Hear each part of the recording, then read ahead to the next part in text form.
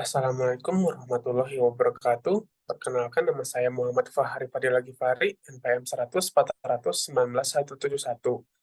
asal Fakultas Hukum Universitas Islam Bandung. Di sini saya akan menjelaskan terkait penelitian saya dengan judul Kajian Kriminologi Terhadap Penyebaran Data Pribadi yang dilakukan oleh peretas atau hacker dihubungkan dengan Undang-Undang Nomor 27 Tahun 2022 tentang Perlindungan Data Pribadi. Adapun yang melatar belakangi penelitian ini adalah perilaku yang melanggar peraturan dalam media sosial merupakan kejahatan yang membahayakan, mengingat banyaknya tindakan hacking, penipuan, terorisme, dan penyebaran informasi tidak benar. Kejahatan cyber atau cybercrime tidak hanya mengancam teknologi informasi, sering terjadi juga kepada negara. Perlindungan data pribadi adalah rangkaian pengolahan data pribadi yang berupaya semaksimal mungkin untuk melindungi data pribadi guna menegakkan hak konstitusional subjek data pribadi. Masuk pada identifikasi masalah. Yang pertama adalah, apakah faktor penyebab dan modus operandi pelaku peretasan atau hacking dikaitkan dengan kriminologi? Yang kedua, bagaimana penegakan hukum terhadap pelaku peretasan atau hacking terhadap perlindungan data pribadi dihubungkan dengan Undang-Undang Nomor 27 Tahun 2022 tentang perlindungan data pribadi. Masuk kepada pembahasan kasus tentang peretas atau hacker terkait data pribadi. Yang pertama adalah kasus kebocoran data yang disebabkan oleh hacker yang bernama Bjorka. Yang kedua, bocornya 91 juta data akun Tokopedia. Yang ketiga, diretasnya 2,3 juta data penduduk di Dukcapil Kabupaten Bekasi oleh peretas atau hacker. Selanjutnya, dengan banyaknya kejahatan cyber atau cybercrime yang dilakukan oleh para pelaku peretas data pribadi, yang dimana perlunya pengawasan secara preventif. Disebutkan pada pasal 39 ayat 1 dan 2 Undang-Undang Nomor 27 Tahun 2022 tentang perlindungan data pribadi yang menyebutkan, ayat 1, pengendali data pribadi wajib mencegah data pribadi diakses secara tidak sah. Ayat 2, pencegahan sebagaimana dimaksud pada ayat 1 dilakukan dengan sistem keamanan terhadap data pribadi yang diproses dan atau memproses data pribadi sistem elektronik secara andal, aman, dan bertanggung jawab. Selanjutnya, hasil dan pembahasan. Pada poin A, faktor penyebab dan modus operandi pelaku peretasan atau hacking dikaitkan dengan kriminologi.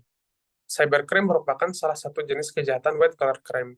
Faktor dan modus operandi para pelaku peretasan atau hacker, di mana kebanyakan faktor para pelaku peretasan adalah termotivasi untuk meretas sekaligus mencuri atau membocorkan informasi, dapat berupa data, informasi, bahkan data pribadi. Melihat adanya keuntungan, maka berujung pada faktor ekonomi bagi para pelaku peretas atau hacker. Berikut adalah teori-teori kriminologi yang dapat dikaitkan terhadap kejahatan cyber atau cybercrime yang ada dan dapat diuraikan menjadi suatu penjelasan. Yang pertama, teori anomi. Yang kedua, teori asosiasi diferensial. Yang ketiga adalah teori kontrol sosial. Selanjutnya pada poin B, penegakan hukum terhadap pelaku peretasan atau hacking terhadap perlindungan data pribadi dihubungkan dengan Undang-Undang Nomor 27 Tahun 2022 tentang perlindungan data pribadi. Meretas di lingkungan kantor, internet, e-commerce, ataupun badan pemerintahan dengan tujuan mengambil keuntungan dapat mengakibatkan hukuman pidana. Disebutkan pada pasal 65 Undang-Undang Nomor 27 Tahun 2022 tentang perlindungan data pribadi menyebutkan bahwa Ayat 1, setiap orang dilarang secara melawan hukum memperoleh atau mengumpulkan data pribadi yang bukan miliknya dengan maksud untuk menguntungkan diri sendiri atau orang lain yang dapat mengakibatkan kerugian subjek data pribadi. Ayat 2, setiap orang dilarang secara melawan hukum mengungkapkan data pribadi yang bukan miliknya. Ayat 3, setiap orang dilarang secara melawan hukum memakai data pribadi yang bukan miliknya. Masuk kepada ketentuan pidana. Disebutkan pada pasal 67 ayat 1 Undang-Undang Nomor 27 Tahun 2022 tentang perlindungan data pribadi menyebutkan bahwa ayat 1, setiap orang yang dengan sengaja dan melawan hukum memperoleh atau mengumpulkan data pribadi yang bukan miliknya dengan maksud untuk menguntungkan diri sendiri atau orang lain yang dapat mengakibatkan kerugian subjek data pribadi sebagaimana dimaksud dalam pasal 65 ayat 1 dipidana dengan pidana penjara paling lama 5 tahun dan atau pidana denda paling banyak 5 miliar rupiah. Masuk pada kesimpulan yang pertama adalah faktor penyebab dan modus operandi seseorang dalam melaksanakan tindak pidana peretasan atau hacking karena adanya kelemahan dalam sebuah sistem.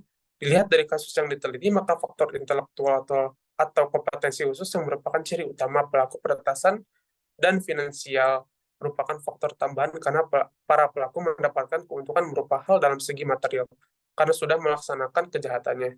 Kemudian apabila dikaitkan dengan kriminologi, tindak pidana peretasan atau hacking tergolong kejahatan kerah putih atau white collar crime, serta fungsi teori sebagai alat untuk mempermudah dan memahami suatu permasalahan.